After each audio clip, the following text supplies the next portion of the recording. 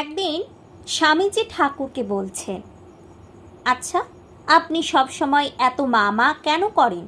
জানেন এর জন্য আপনাকে কত লোকে কত কথা বলে, এমনকি পাগল বলেও নিন্দা করে। তখন ঠাকুর বলছেন, কি জানিস নরে, ওই হাতি যখন দুলকি চালে নিজের পথ দিয়ে যায়, তখন কত আওয়াজ কত চিৎকার তার পেছন থেকে হয়। তাতে হাতির কিছুই যায় আসে না, সে পিছন ফিরে তাকায়ও না। এই দেখ না, তোর নামে যদি কেউ নিন্দা করে, তুই তখন কি করবি? তখন স্বামীজি বলছেন, আমি কি করব? যাদের ওরকম স্বভাব তারা তো ঘেউ ঘেউ করবেই। ঠাকুর বলছেন, তার মানে তুই কানও দিবি না আর পালিয়েও যাবি না, কি তাই তো? স্বামীজি সম্মতি জানাতেই ঠাকুর বললেন, এও তাই করে রে, কানও দেয়নি পালিয়েও যায়নি।